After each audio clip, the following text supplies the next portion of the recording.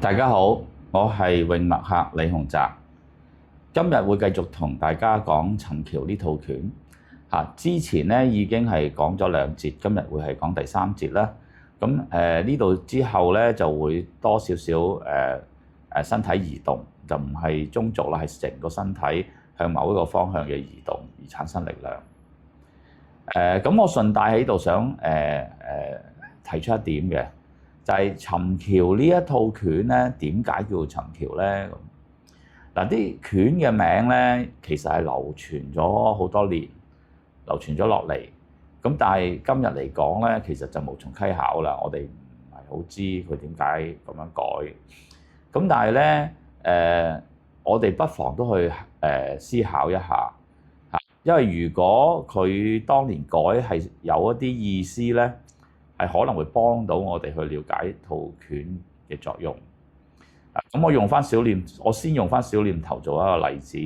咁其實初時聽落就好似好奇怪嘅，點解叫做小念頭咧？呢一套拳完全都唔似一套拳嘅名咁樣。咁但係通過我哋訓練小念頭，我哋開始明白佢係培養意識咧，我哋開始有啲理解啦。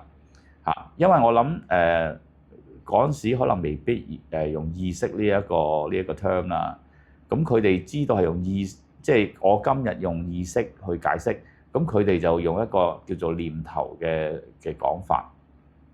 咁其實就係其實喺度講緊呢套拳係用意識嘅要咁樣。咁所以咧就我覺得就改得非常之貼切嘅喎，小念頭。嗱，當然啦，呢個只不過係一個想法啦，係一個猜測啦。咁我哋亦都冇可能知道係咪真嘅。咁但係如果呢一個猜測係幫到我哋提醒我哋打拳嘅時候要保持一個咩方法咧、咩心態咧，咁就不妨係試下呢個，記住呢一個咁嘅猜測嘅。好啦，咁去翻尋橋啦。尋橋咧，其實連個尋字咧，都有2個版本嘅可以係向下尋個尋，可以係尋找個尋。橋就係冇乜意義啦咁而且橋就係講橋手啦就係講我哋手臂啦，即係其實。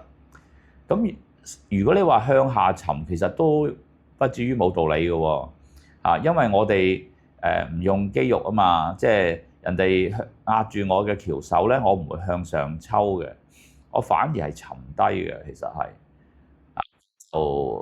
變咗，就算用呢個尋字咧，對我嚟講都係有啲意思嘅。咁不過更加普遍咧，就係用尋找個尋嘅。咁我師傅都係用尋找個尋嘅。咁用呢個尋字底下尋橋係咩意思咧？我就試下咁樣去推測啦因為咧我哋講嘅係用力方法所有嗰啲動作咧係培養我哋嘅力嘅，我哋就唔係話咧通過進馬或者移動個身體咧去找一個有利嘅位置，最好係有條罅人哋即係喺嗰度攻入去啦咁樣。我哋唔係咁樣嘅我哋係要加力俾人嘅。小念頭已經培養咗我哋身體好強嘅架構，咁尋橋咧就係喺呢個基礎上面咧，再通過身體移動咧係加力俾人。咁但係你加力俾人咧，你唔能夠同佢冇接觸噶嘛，你凌空咁樣，你冇可能加到力俾人噶嘛。咁所以咧就好多時咧係要去碰對方嘅橋手嘅，咁用我哋嘅橋手去接觸對方嘅橋手。然之後個身體嘅力量咧，先至可以傳到過去。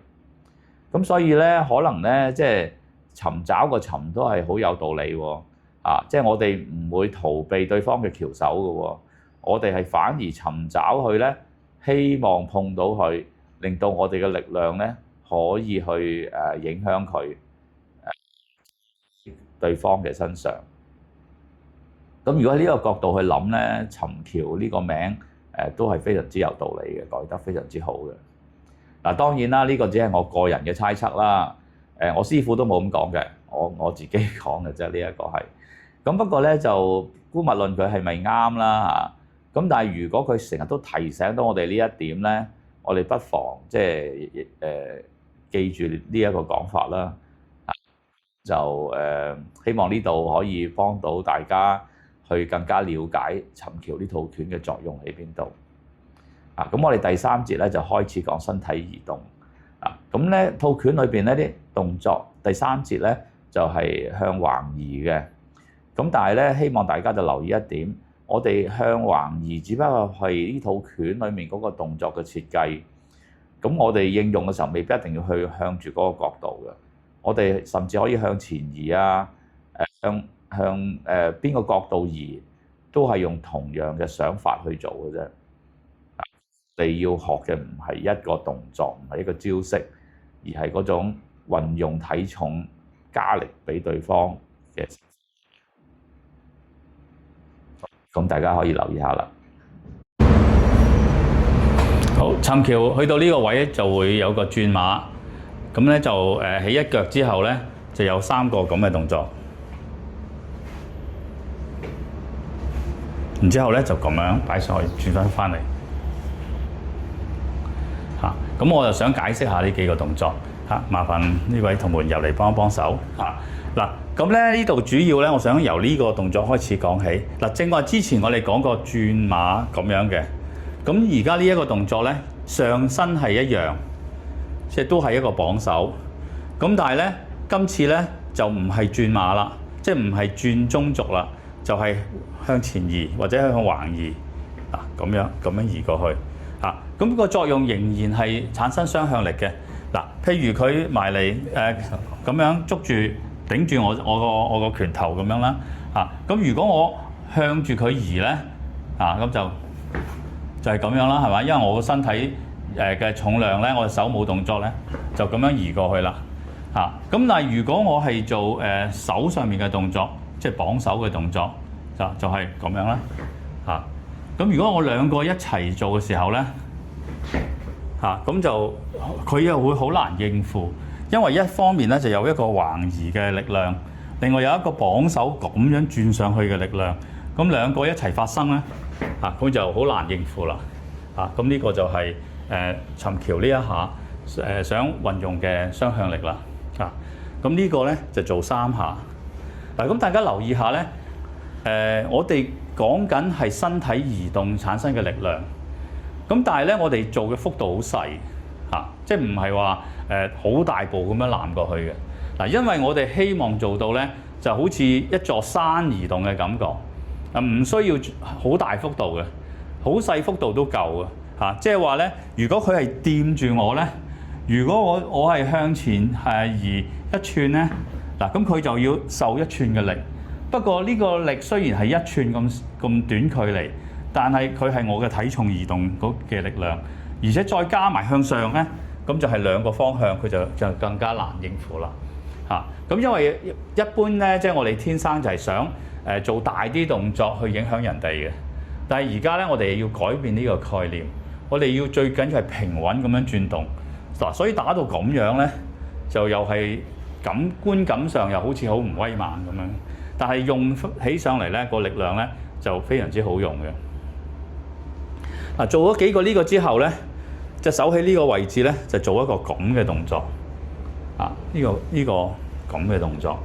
咁咧你睇到個拳頭咧就係走一條弧線上嚟啦咁你又試下頂住擋住咁我而家咧其實呢個位置咧一般感覺好似好難發力嘅隻手就係有啲難發力，但係我哋唔係手發力噶嘛，我哋個中軸轉動噶嘛，咁一轉入去咧就出到咁嘅力量呢度一轉就咁樣嘅力量 ，OK 咁樣轉過去呢個係用身體嘅轉動嘅力量嚟嘅。咁但係咧如果我純粹係身體轉動嘅手唔喐咧，就只係去到呢度啫，就唔會打到嚟呢一度嘅。